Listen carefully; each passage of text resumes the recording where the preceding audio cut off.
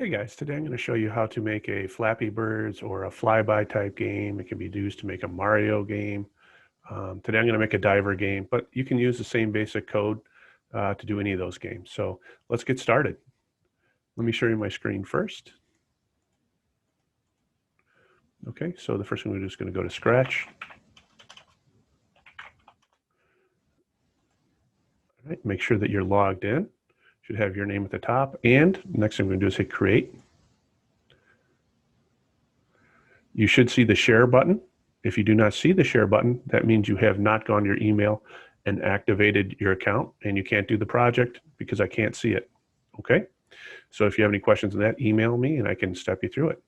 All right, so the next thing you have to do is get rid of the cat, unless you want to use a cat, it's fine. I'm going to use a diver. Okay, I'm going to put him right about here. And then I'm going to grab the jellyfish. Put that right about there. I'm going to put in a background of that. Okay. Now I'm going to shrink down the jellyfish so it's about 60% of what it normally is. Okay. Now I'm going to work on the diver's code first. The event we're looking for in this one is when the up arrow is pressed. Okay. So before I go any further, let me explain how this game is going to work. You are going to have control of the diver just moving up and down. And jellyfish will come in from this side, and if the jellyfish ever touches you, it's game over, okay? All right, so sorry about that. Once again, when the up arrow is pressed, you want to change it so he goes up, right? So that would be change the Y direction, change the Y by 10. Okay, so let's see if that works. So now I'm pressing the up arrow. Yep, he's moved down. Now I want him to be able to go down too. So I'm actually going to right click on this and hit duplicate. Put it in the down arrow and then hit -10. Okay, so now I should be able to move up and down. But if I press anything else, it does nothing because I have not assigned any other key, anything. So it's just the arrows going up and down. All right, so now I want to work on the jellyfish's code. So when the green flag is pressed, so that's my event on this one, I want him to move in the X direction, which is horizontally or this way. Okay, this is X going this way. This is Y, okay? I want him to move to over here so that he's not over here. He's not, he's not over here. He's over here somewhere. And so to do that, I need to set X to about 250. Why 250? Well, the screen is about 230, but 250 starts in over here. See how he's like barely on the screen? And that's what I want when I'm barely on the screen.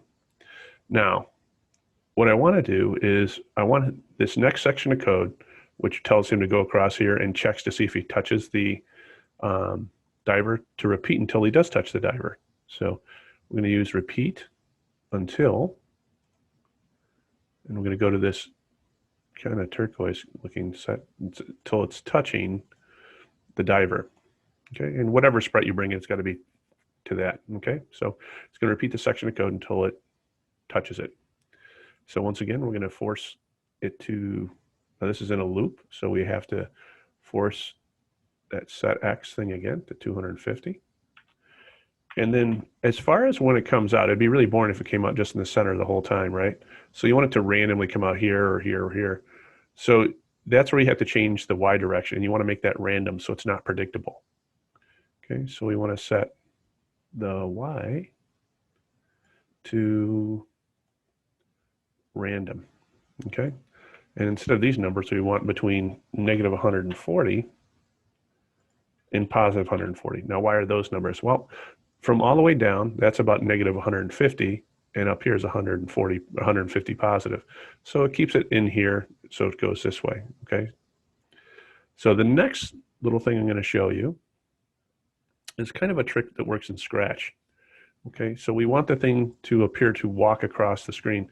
If I just told it to move 500 steps, because it's at +250 to -250, then basically it would fly across the screen and you just appear from one or the other. So what I have it do is I have it repeat 30 times, okay?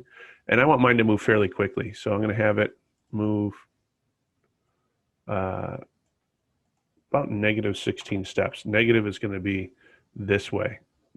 It's going to be this way. Positive is that way, all right? It's going to move negative 16 steps, all right? So once again, when the green flag is clicked, it's going to move him over to somewhere over here along the positive 250. And as long as he's not touching the diver, it's going to set him to 250. It's going to change the Y to something random along the side. And then he should walk across this way. Okay, so let's see what happens here. Okay, so it stopped because, there we go. But as soon as it touches the diver, it'll stop. Good. And what he should say is game over. So it will execute this section of code until it hits the diver. And then down here underneath, I should say something along the lines of game over. So game over. All right. So let's see what happens. So it's missing him, moving back and forth. Oh, I hit him. It says game over. And that's pretty much it. You can see that you could use this to make like walls go by to give the illusion of, say, like Flappy Birds, where they have the tubes go by. Okay. You could do a Mario game where things come by and he's got to jump on it. You can make some pretty cool stuff. And this is the beginning of all that. The next thing we want to do is put in our name, whatever period we're in. So let's say we're in period 4, and then we'll call it flyby. All right. Click out here. And now this is what really important. I cannot grade you unless you hit the share button. And then copy link.